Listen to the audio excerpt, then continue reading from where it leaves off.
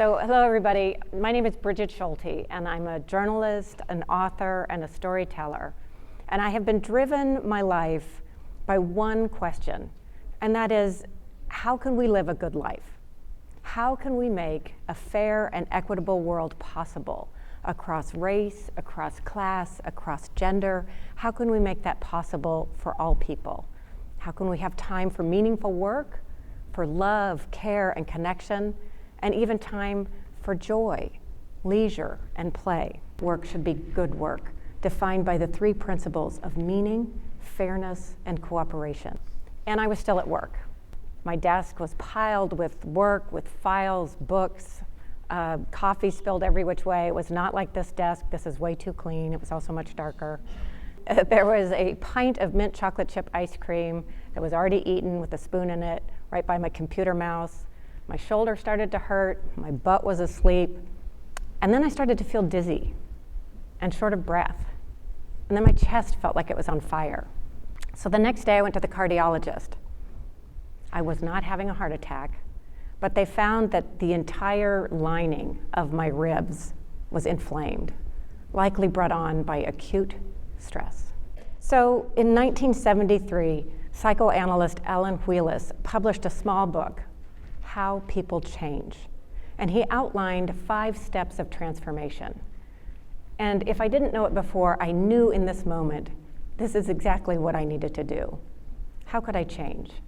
And the very first step was to recognize that I was suffering. First step is suffering. Clearly, I was suffering. It felt like I was always working, or that if I wasn't working, I should be working. I was always thinking about working. I was worrying about working. I was guilty if I wasn't working. My husband would come on the weekends and poke his head into my office and say, hey, you want to go on a hike? And I would always turn him down. And he would leave and turn and over his shoulder say, well, aren't you the one that says that people should play? Well, it's true. I knew better, right? I wrote an entire book called Overwhelmed about how people can and should find time for work, love, and play. And yet here I was, working all the time. I run a nonprofit program called the Better Life Lab. It is my job to try to figure out how people can make time for equitable, fair work, love, and play. Yeah, I was supposed to know better. After writing Overwhelmed, I recognized that so much of the pain and misery and suffering in particularly in the United States, I felt like it originated in work culture. And I wanted to understand why and how to change it.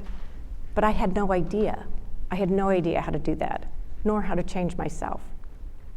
I knew that I had heavy work-life conflict, like most people do. Heavy work demands, even though my children were older.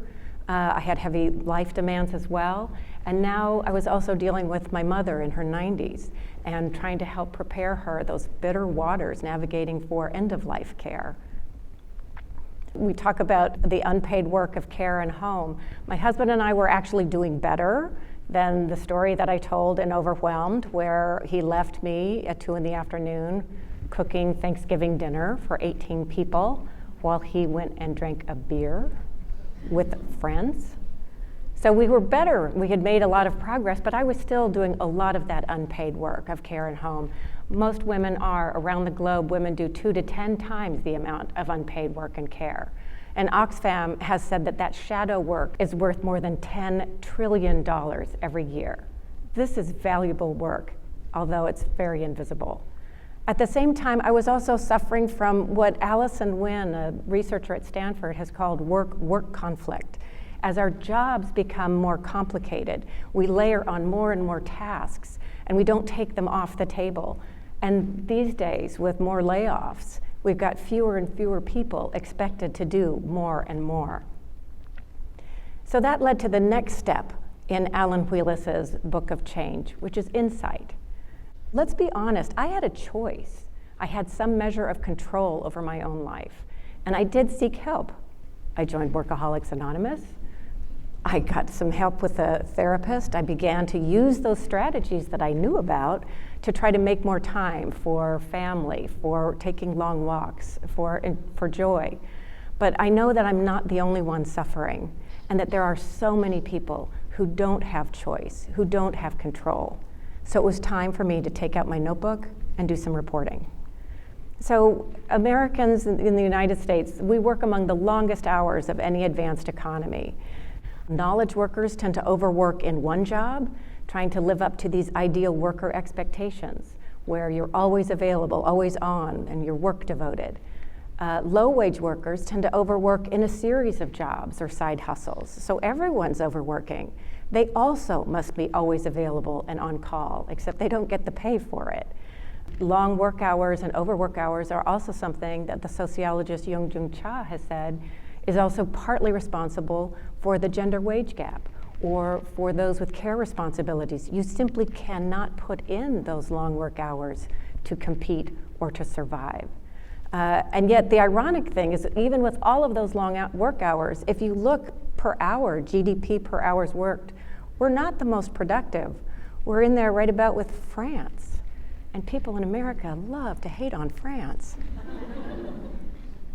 One of the big reasons why we work such long hours is that we are one of the few advanced economies that have absolutely no guarantee of paid time off of work at all. No paid annual leave, no paid vacation days, which is what this slide shows, no paid sick days, no paid family and medical leave. You know, our policies show what we value and what we consider important. And so in the United States, it shows what we value is work. At the same time, I began noticing these trends that I called the crapification of work. Over the last 40 or 50 years, what had once been good middle-class jobs, solid jobs, had all pretty much disappeared for a variety of reasons, replaced with low-wage service jobs. And I think what a lot of people don't recognize, and I certainly was surprised, 44% of the US workforce is considered low wage.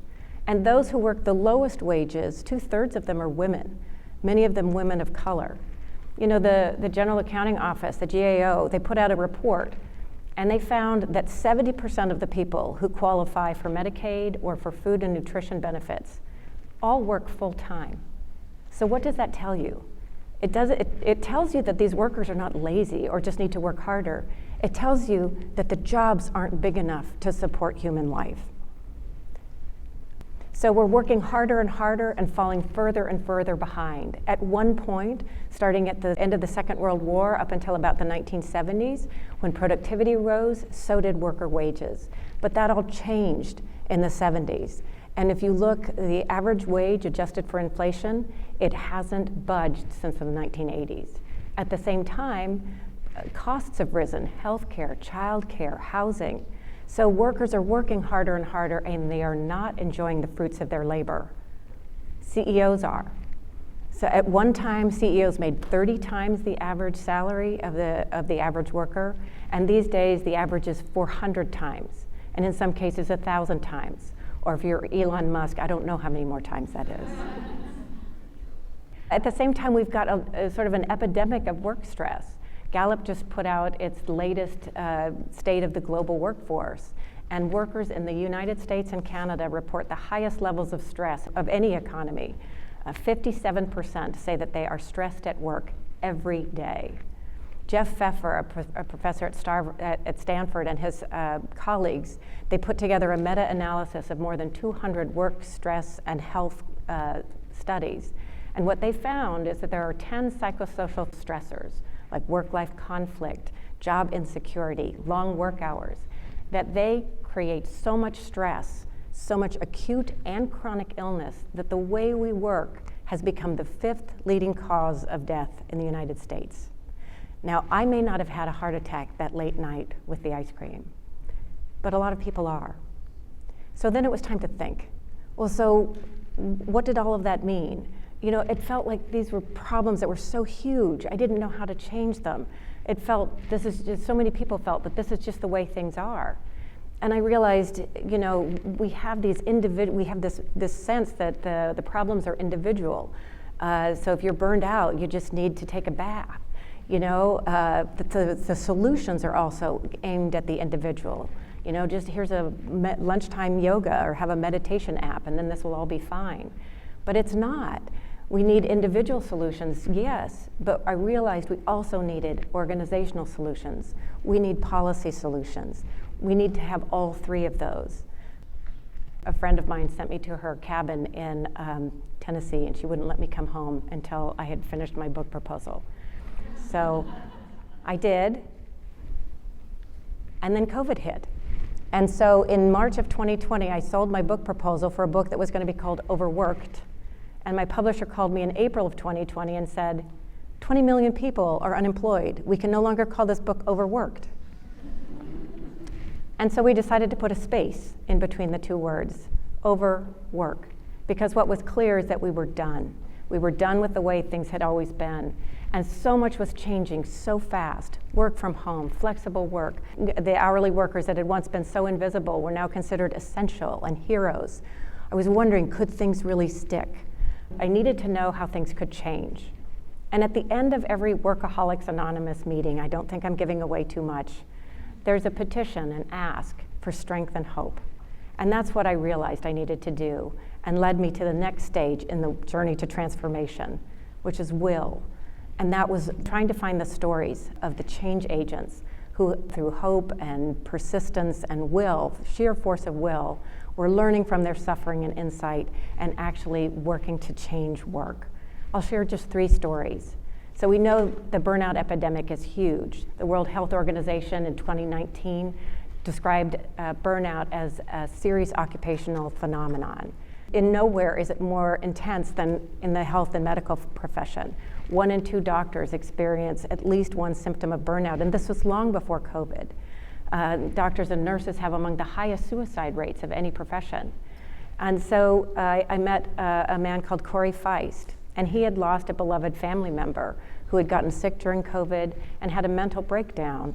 And because they were so worried about seeking mental health treatment, because they worried it would make them, they would lose their license, they would lose the credential that enabled them to practice medicine, something that they had dedicated their life to, that she took her own life. And so Corey Feist and his family, they founded the Dr. Lorna Breen Heroes Foundation. And they are working and making a huge difference. They're working to reduce paperwork, administrative burdens that so many doctors, they call it pajama time. They have to work so late to do it. They're working, astoundingly, they got a bipartisan bill passed through Congress in 18 months with $135 million to search for and disseminate best practices for how to really change systems. And finally, what they're working on is they're working with state medical boards, and 25 and counting have changed their licensing requirements so that it will no longer be a stigma to seek mental health treatment if you're feeling burned out. You won't lose your license. And what Corey told me is that we don't need more resilient canaries. We need to build new coal mines. This is Ashley Worthen. She started as a cashier at Albertsons grocery store in Eugene, Oregon, just out of high school. She didn't know what work was supposed to be like, so she didn't know that when she had chaotic hours, she had no idea when she would work, how often she would work.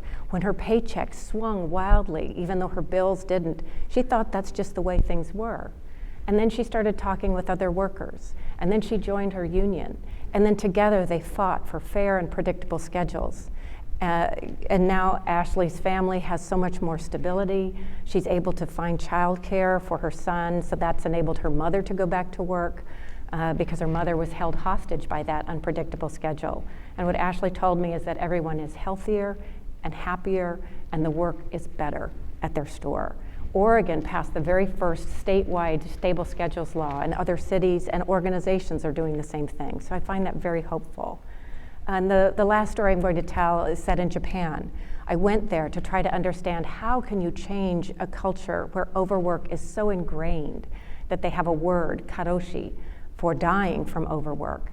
And I found family members who had lost loved ones, labor lawyers, unions, advocates, young people. I went to this protest, and one of the young advocates said, "We just want a decent life." And one of the loudest voices asking for change or calling for change is Tetsuyo Ando, who runs an organization called Fathering Japan. And it's fathers who are calling for an end to the overwork culture because they want time for care and connection. They don't want to overwork to the point of death. They want lives as well. And what Tetsuya told me is that when fathers change, families change, then communities change, then companies change, then society changes. So he went from the individual all the way to the societal, and they're making a difference. They're suing companies and winning, they're getting legislation, they're using media pressure to really try to push for change. And that leads to the next step in this transformation journey, which is action, take action. And I realized that through all of this reporting that I'd done, I realized three things. Number one, we need to think about work in a much bigger way. That work is not only what we do for pay, but it's also the unpaid work of care and home. Two, all of that work should be good work, defined by the three principles of meaning, fairness, and cooperation. And finally, that change is possible. It all comes down to the stories we choose to believe. And it's time for a new story of work. So the way things are don't have to be the way things will be. Now, when my husband asks me to go for a hike on the weekend, I turn off my computer and I go. The future is a choice, and it will be up to all of us to imagine a better future of work, to believe that it's possible, and then use our suffering, learn from our insight, draw on our will, and take action. And then we'll get to transformation. Thank you.